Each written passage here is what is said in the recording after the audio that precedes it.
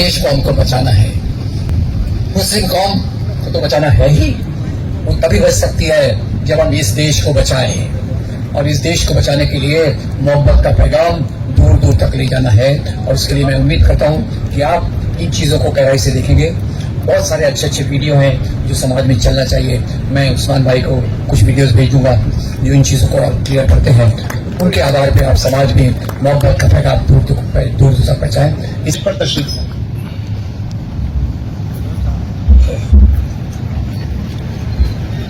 मंच पर बैठे आदरणीय वक्तागण और प्रिय दोस्तों, और माफ कीजिए मुझे हिंदी और अंग्रेजी के सिवा दूसरी भाषाओं पर इतना ये नहीं है, तो मैं तेलुगु में बात नहीं कर सकूंगा।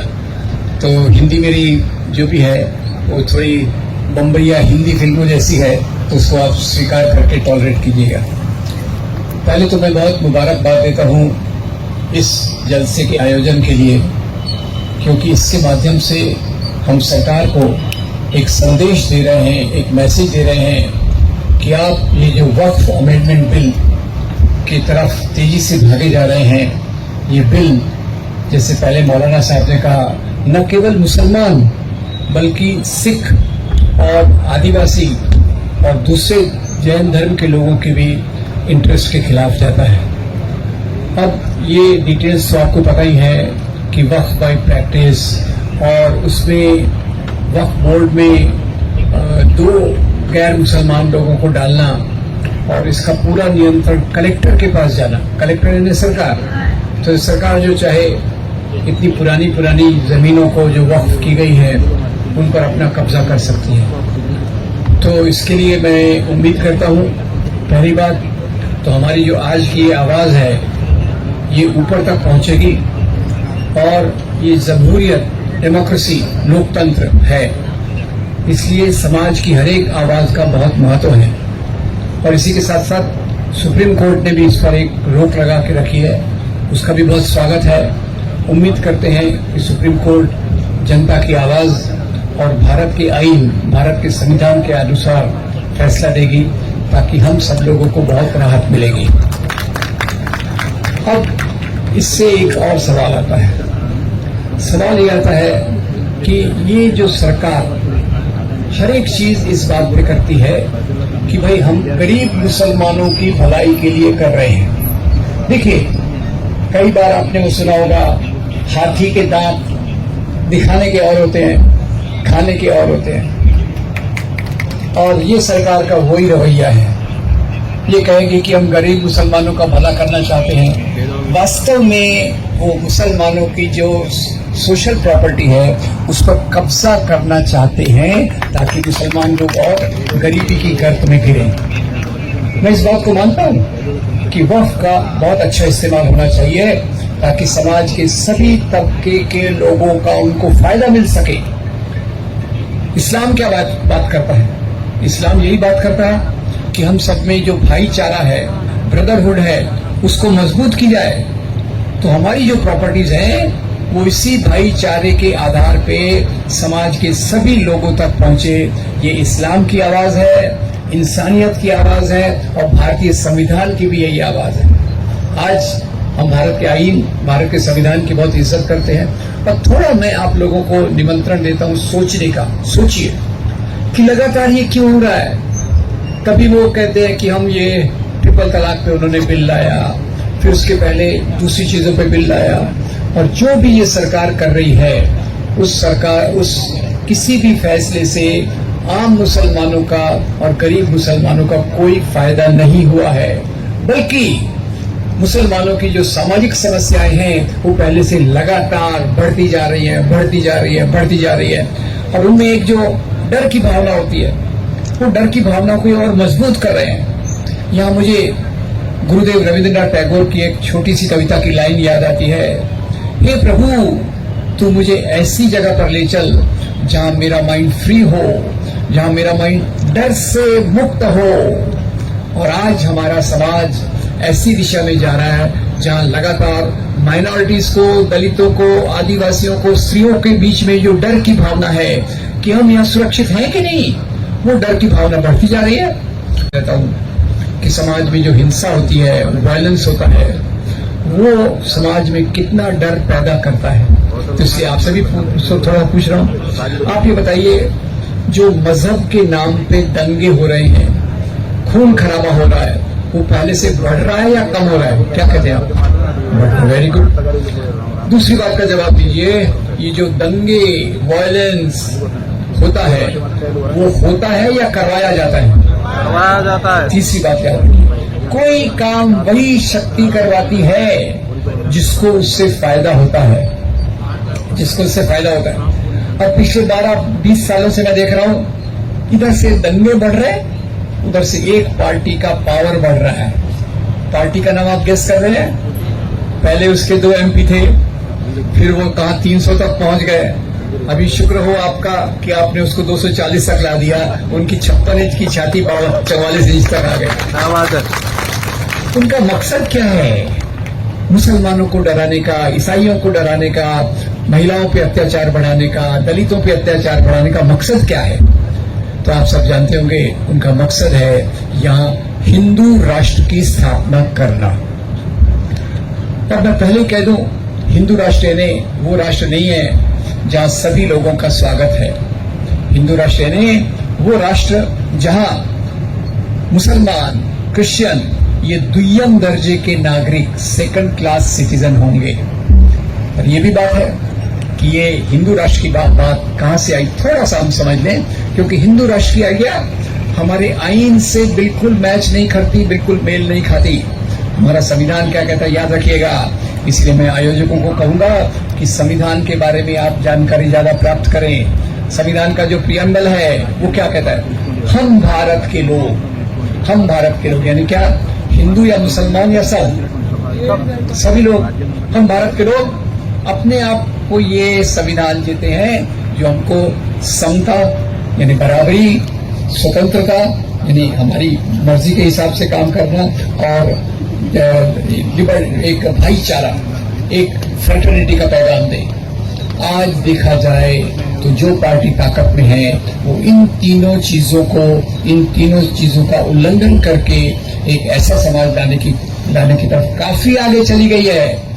अब वो वक्त नहीं है कि भाई वो ऐसा करेंगे वैसा करेंगे, वो जो करेंगे हमारे सामने है। एक तरफ जो भाईचारा है, बहनचारा है, जो हमारा बंधुत्व है, फ्रेटर्निटी है, उसको कितनी गहरी चोट पहुंची है, कितनी गहरी चोट पहुंची है।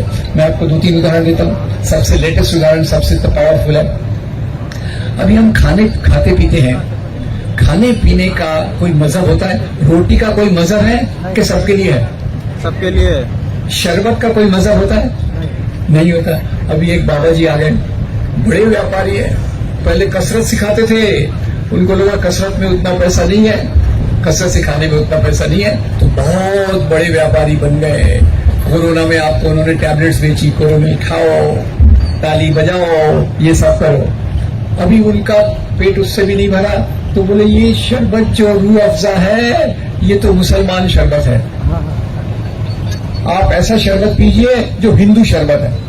अब शरबत में भी उन्होंने भेदभाव कर दिया, तो इससे निकम्मी, गंदी, घृणात्मक बात कोई हो ही नहीं सकती। मैं देखता हूं हमारा मुल्क सदियों से है, और सदियों से यहाँ हिंदू, मुसलमान, क्रिश्चियन ये सब प्रेम से, मेल जोल से यहाँ रहते आए हैं, प्रेम से और मेल जोल से यहाँ रहते आए हैं। हम अच्छी बातों से ही शुरुआत करते हैं। अब इन्होंने बातें निकाली। अभी हमारे मैं महाराष्ट्र में रहता हूँ, और वैसे तो पूरी देश की खबर लेने की कोशिश करता हूँ। महाराष्ट्र में एक फिल्म आई थी, छावा फिल्म बताती है कि औरंगजेब कितना क्रूर था, कितना भयंकर था। वो जबरदस्ती से संभाजी महाराज को मुसलमान बनाना चाहता था, उसने हिंदुओं के मंदिर तोड़े, जबरदस्ती से इस्लाम फैलाया। मुझे बहुत अफसोस हुआ।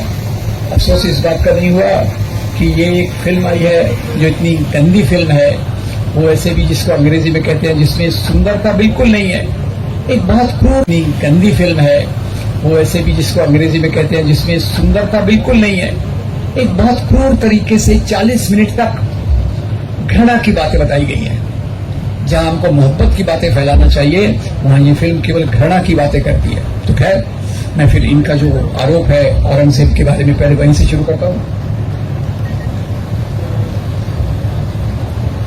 अब औरंगजेब को एक क्रूर मुसलमान बादशाह के रूप में बताया गया। आपको यह भी बता दूं कि भारत में जितने भी मुसलमान राजा हुए हैं, ज्यादातर राजाओं के जो सिपा सालार थे, सलाहकार थे, वो बहुत सारे हिंदू भी होते थे। ख्याल कीजिए इस बात को, हिंदू राजाओं के मुसलमान सलाहकार, मुसलमान राजाओं के हिंदू सलाहकार, और उसको हमको बताया गया ये मुसलमानों का राज है, ये हिंदुओं का राज है। दोस्तों याद रखिए, राजाशाही में लोगों का राज नहीं होता। राजाशाही में केवल राजाओं का राज होता है जो खुद के काम के लिए आगे बढ़ते हैं। और उसमें इन्होंने क्यों किया ऐसा? धर्म का रंग क्यों डाल दिया राजाओं में? तो आपको याद दिलाना चाहता हूं, अंग्रेज ये पहले शासक थे। याद रखिए, भारत में बहुत लोग आए, शाह, खून, फिर खलजी वंश, गजनवी वंश, आखिर में मुगल वंश, बहुत सारे लोग आए। पर मुझे बताइए, भारत की संपत्ति औरंगजेब या बाबर, भारत की संपत्ति औरंगजेब या बाबर यहां से लूटकर बाहर ले गए क्या? Yes, no? नो। यहां राज किया, यहीं मरे, यस। इसी मिट्टी में खाक हो गए, इसी मिट्टी में वो दफन है। उन्होंने भारत की संपत्ति बाहर नहीं ले गई। तो संपत्ति हमारी किसने ले गई? वो ब्रिटिश हुकूमत, अंग्रेज, जिसके बारे में ये सरकार ज्यादा बोलती नहीं है। उनके बारे में तो उनके चरण स्पर्श करती रहती है। उनको बोलती है, हुजूर आला आप बहुत अच्छे हो, हमको पेंशन दे दो, माफी दे दो, छोड़ दो। अंग्रेजों के खिलाफ कोई आवाज नहीं। ज्यादा उनका गुस्सा मुसलमानों पे, क्रिश्चियंस पे और मुसलमानों पे गुस्सा क्यों? क्योंकि कोई भी राजनीति जो चलती है, तो मैं आपको 1857 की क्रांति के बारे में लाना चाहता हूं। आप याद कीजिए, थोड़ा दिमाग को खुजली करके याद कीजिए। आपको याद है 1857 में अंग्रेजों के खिलाफ बगावत हुई थी? Yes, no? उसका लीडर कौन था? कोई नाम बताए। 1857 की बगावत का लीडर कौन था? बहादुर शाह जफर। और मजे की बात यह है, अभी ये लोग जो औरंगजेब का पोस्टर फाड़ने गए थे, तो औरंगजेब के नाम पे पहली स्वतंत्रता संग्राम के नेता बहादुर शाह जफर का फोटो फाड़ दिया। उनको समझते नहीं है बहादुर शाह जफर कौन है, औरंगजेब कौन है। खैर, बहादुर शाह जफर, उनके साथी कौन थे? तात्या साहब टोपे, नाना साहब पेशवा, झांसी की रानी बेगम हजरत महल और बहुत सारे लोग। तो ये बताइए, केवल मुसलमान अंग्रेजों के खिलाफ लड़े या हिंदू मुसलमान मिलकर लड़े? हिंदू मुसलमान। अब ये दोनों मिलकर लड़े। अंग्रेजों की सत्ता डगमगा गई, अंग्रेजों को डर लगा, अगर हिंदू मुसलमान में एकता रही तो हमारे पावर का क्या होगा, हमारी सत्ता का क्या होगा? हम जो इतना लूट खसोट के यहाँ से कोहिनूर हीरा, गेहूं, चावल, कपास ले जा रहे हैं, उसका क्या होगा? चौकन्ने हो गए और उन्होंने कहा, अगर यहाँ राज करना है तो कौन सी नीति लगाना पड़ेगा? वोट डालो और राज करो, divide and rule. Absolutely right. तो उन्होंने क्या किया? इतिहास को, जो हमारी तारीख है, उसको एक धर्म का रंग दे दिया। हिंदू बनाम मुस्लिम, हिंदू बनाम मुस्लिम ये रंग दे दिया। पहले उसको थोड़ा देख लेते कैसे ये उन्होंने किया। अब जैसे आपको पता होगा कि एक लड़ाई, तो औरंगजेब के बारे में मैं ज्यादा वर्णन कर देता हूँ। आपको ये भी पता होगा, हमारे महाराष्ट्र में एक सबसे फेमस राजा है जिनके नाम पे बॉम्बे का एयरपोर्ट है, बॉम्बे का रेलवे स्टेशन है, बॉम्बे का इवन वड़ा पाव भी उनके नाम पे है। कोई नाम बता सकता है मुझे? Shivaji Maharaj. Very good, thank you very much. अब शिवाजी महाराज और औरंगजेब की लड़ाई, उसको ये हिंदू मुसलमान की लड़ाई बताते हैं। मेरा विश्वास कीजिए दोस्तों, औरंगजेब की तरफ से जो राजा आया था, जो सेनापति आया था, उसका नाम था राजा जयसिंह। राजा जयसिंह किसके साथ है? औरंगजेब के साथ है। और शिवाजी महाराज की सेना में 12 सेनापति थे जो मुसलमान थे। शिवाजी महाराज का सबसे ज्यादा विश्वास था, यहां तक कि अफजल खान से उनकी लड़ाई हुई और शिवाजी महाराज वास्तव में वहां थे। और शिवाजी महाराज जब अफजल खान से मिलने जा रहे थे, तो जिन्होंने उनको वाघ नख ले जाने के लिए सलाह दी, उसका नाम था रुस्तमे जमान। शिवाजी महाराज धर्म के नाम पे भेदभाव नहीं करते थे। उनके रायगढ़ के किले में भगवान जगदीश्वर का मंदिर है और वहीं उसी के पास में एक मस्जिद भी है। तो इन लोगों को मिर्ची लगती है, ये हिंदुत्व की राजनीति करने वालों को, कि हम जैसे लोग ऐसी सरल सरल बातें क्यों बताते हैं। अब शिवाजी महाराज को अगर मुसलमानों से, इस्लाम से नफरत होती तो क्या वो अपने किले में मस्जिद को बनवाते? Yes, no, no. तो उन्होंने मस्जिद को बनवाया क्योंकि उनको अपनी सभी रियाया से प्यार था। और यही शिवाजी महाराज, इनकी फौज में सिद्दी संबल, इब्राहिम गारदी, दौलत खान, ये सब उनके सेनापति थे। और उनके सबसे बड़े जो ऑफिसर थे, जिसपे उनको सबसे बड़ा विश्वास था, उनका नाम था मौलाना हैदर अली। अब औरंगजेब पे आता हूँ, तो औरंगजेब का सेनापति कौन था? राजा जय सिंह। तो एक किताब मैंने पढ़ी थी प्रोफेसर अफर अली की। प्रोफेसर अफर अली ने जो मुगल एडमिनिस्ट्रेशन था, बाबर से लेके तो बहादुर शाह जफर तक का, उनका एनालिसिस किया और बताया कि इन सबके दरबारों में हिंदू राजा थे। और सबसे ज्यादा हिंदू राजा किसके दरबार में थे? औरंगजेब के दरबार में। औरंगजेब के 1/3 ऑफिसर, 33% ऑफिसर ये हिंदू थे। राजा जय सिंह, जसवंत सिंह, रघुनाथ बहादुर, ये सब उनके थे। ये बात तो बहुत कम लोगों को पता है, पर ये बात सबको पता होगा। अकबर के दरबार में 9 रत्न थे, यस, नो? अकबर के दरबार में 9 रत्न थे या नहीं थे? अकबर के दरबार के 9 रत्नों में कुछ 9 रत्न हिंदू थे। बताइए उनका नाम। उनका नाम था राजा बीरबल, राजा टोडरमल, और उनके दरबार में तानसेन थे जो बाद में मुसलमान बन गए। ठीक है। अब राजा टोडरमल अकबर के दरबार में क्या कर रहे हैं भाई? मुफ्त की रोटी खा रहे या कुछ काम भी कर रहे? राजा टोडरमल अकबर के दरबार में वही काम करते थे जो आज मोदी सरकार में निर्मला सीतारामन कर रही है। अच्छा कर रही थी, बुरा कर रही मुझे पता नहीं, पर ये वो महिला थी, ये वो काम राजा टोडरमल करते थे। तो ऐसा पूरा मुगल प्रशासन का मैंने देख लिया। और एक सबसे बड़ा, ये हिंदुत्व की राजनीति वालों को ये भी नहीं पता कि हमारे हीरो कौन होना चाहिए। आजाद भारत में जहां आईन लागू है, संविधान लागू है, हमारे हीरो कौन होना चाहिए? तो मेरा कहना है हमारे हीरो वो लोग होना चाहिए जिन्होंने ब्रिटिश हुकूमत के खिलाफ विद्रोह किया। वो भगत सिंह हो, चंद्रशेखर आजाद हो, भीमराव बाबा साहब अम्बेडकर हो, महात्मा गांधी हो, सुभाष चंद्र बोस हो, ये मेरी क्या मान्यता। तो उनके लिए क्या है?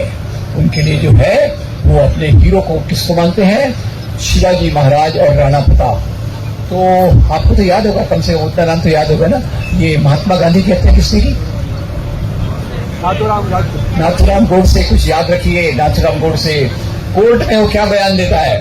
कोर्ट में बयान देता है ये गांधी भी कोई राष्ट्रभक्त है? ये गांधी तो पिग्मी छोटा सा बंदा है। हमारा वास्तविक राष्ट्रवादी तो राणा प्रताप है, शिवाजी है। इतनी शर्मनाक बातें ये कहते हैं। राष्ट्र का प्रतीक वो ही हो सकता है जिसने अंग्रेजों के खिलाफ आंदोलन किया, केवल मुसलमान राजाओं के खिलाफ आंदोलन किया, लड़ाई की, उसको हीरो बना रहे हैं। और उसमें भी कितनी गलतियां देखिए। राणा प्रताप राजस्थान, अब राणा प्रताप राजस्थान में थे तो राणा प्रताप और अकबर का झगड़ा हो गया। राजाओं में झगड़ा काय के लिए होता था ये भी सोचिए जरा, मैं आपको सोचने की दावत दे रहा हूँ। राजा में सब जो झगड़ा होता था वो सत्ता के लिए, पावर के लिए होता था, धर्म के लिए, मजहब के लिए नहीं होता था। तो अकबर ने राणा प्रताप को कहा मैं आपको 10,000 का ओहदा, मनसब देता हूं, आ जाइए मेरे साथ, मिल जाइए। राणा प्रताप ने कहा मैं 10,000 से कम नहीं मानूंगा। तो राजा टोडरमल ने अकबर को सलाह दी ये राणा प्रताप उतना बड़ा राजा नहीं है, इसको 5,000 में निपटाओ। नहीं मानता तो झगड़ा करेंगे। झगड़ा करने, लड़ाई करने चले गए। हल्दी घाटी के मैदान में लड़ाई हुई। ख्याल से सुनिएगा, एक तरफ है अकबर की फौज, एक तरफ है राणा। और इसके लिए वॉलंटियर्स तैयार करें, छोटे छोटे लीफलेट निकालें बाबर के बारे में, अकबर के बारे में, औरंगजेब के बारे में, आज़ादी के बारे में, गांधी के बारे में, मौलाना आजाद के बारे में।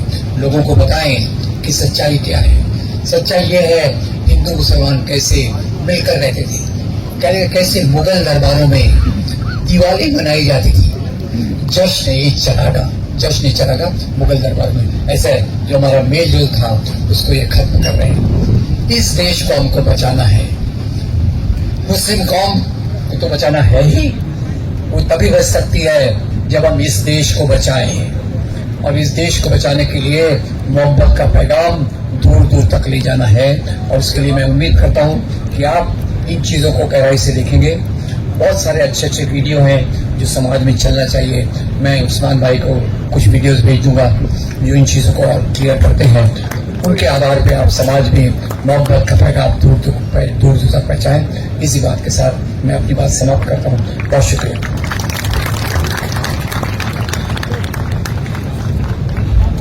बहुत ही